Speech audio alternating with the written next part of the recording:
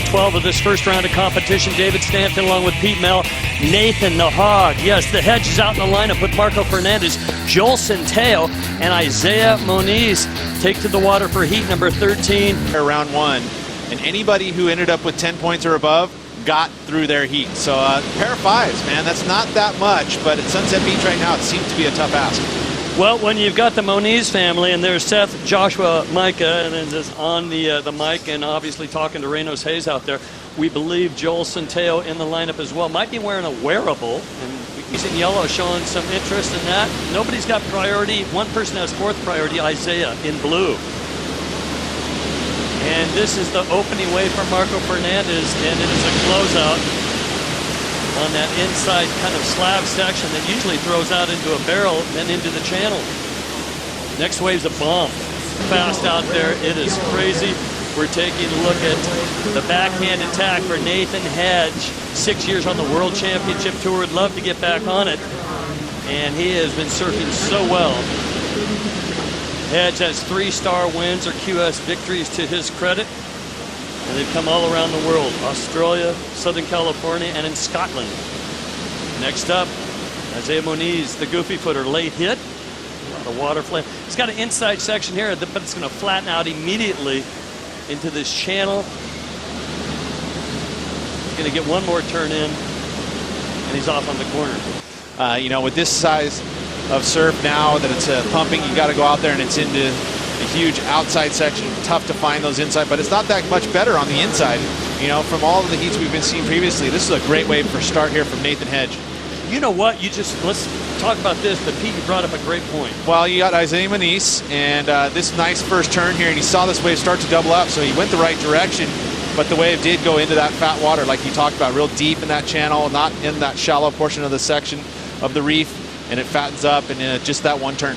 Surfing as good as I was before, if not better, so I'm just stoked to be here in Hawaii and surfing really fun sunset. Well, the performance is looking good. One weird thing at the end of that heat. As well, pretty stiff breeze out there right now, and bucking the breeze is Joel Centeo in and out, and he exits right there. Centeo opened up with he stood up on the board and pulled out, and they had to give him a score of .13. Who knows, it could count in his count back. There was another quick one for Centeo. You can paddle parallel, but if you paddle to the inside, well, you better make a real commitment here. This commitment is for Joel Centeo. Centeo needs a 5.91 on one wave. Little inside pocket. This is that inside bowl that now and then you can see a thumping guillotine of a barrel ride. So he gets on the board there with something a little bit better, starting to chip away at it. Next up, Isaiah Moniz. Moniz on his third wave. He's your heat leader, trying to better a 3.0.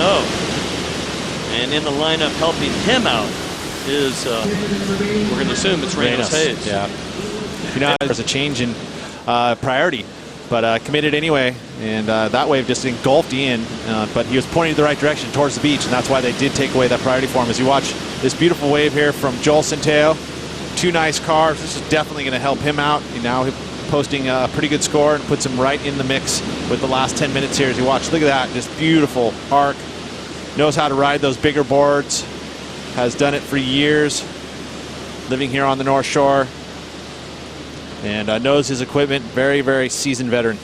And then behind him, this is Isaiah Moniz, and this wave he caught right out there in the channel, so it's a real quick wave, just that one section. He was trying to get back up there for that number 2 section to hit it, but wasn't quite there in time, so it just presses the eject button.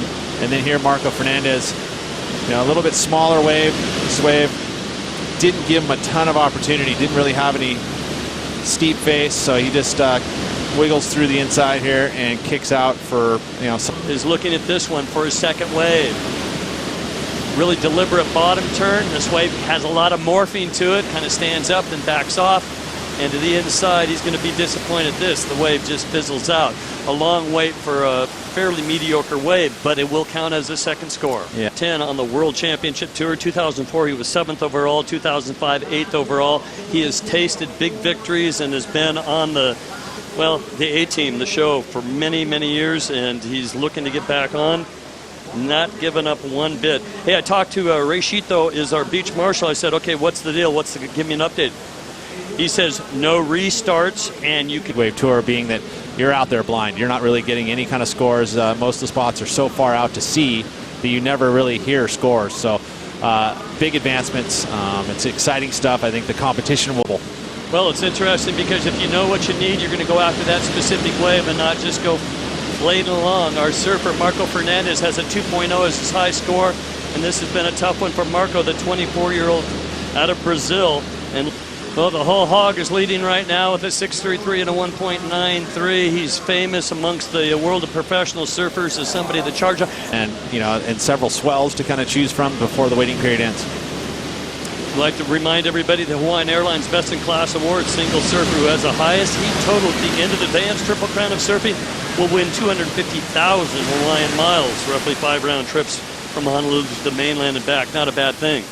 Take a look at this, Dave. This is Nathan Hedge.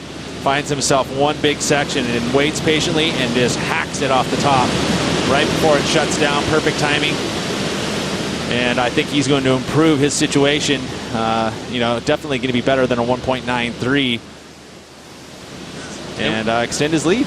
Well, we saw that early in the morning. I think it was Koa Smith, although he didn't advance. Koa had one big, great move and got a decent score. Well, how's that? Just in the mountain of whitewater. Jules comes out and arcs a big turn. Another section again, turns underneath the lip, somehow escapes the explosion and rides out of it. Let's see it again from the water angle.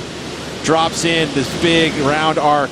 And here's live action, Dave. Yeah, live action, Isaiah Moniz. Moniz is looking for a top spot so he doesn't get bumped out a second, which he is right now, trying to better a 3.17. Either way, now to the inside, this is going to be interesting. He's going to stay with this. 1 minute 5 seconds on the clock. This is classic Val's Reef. Oh. And it gets ugly and shallow right there. And it pitches out and takes him down. He mistimed that. Turn underneath the lip. Here's Isaiah. This was the answer back. He needs to better a 3.17 to extend his position, his scoring position in second. So this exchange here, very, very vital. Well, very important for him to get one final wave, and he does on the inside. It does. Looks like, okay, he's got this well under control, and all of a sudden, the shallow reef at Val's. Yeah, and after Val Valentine. He tried to. Joel Centeo waiting for a fourth wave score to come through. He jumps up into the lead with a 6.07. Nathan Hedge in the hot seat now. And Isaiah, well, if there was time left, he needed a 5.84. Marco Fernandez looking for an 8. It looks like Joel Centeo and Nathan Hedge have advanced through, and this is unofficial for Heat 13.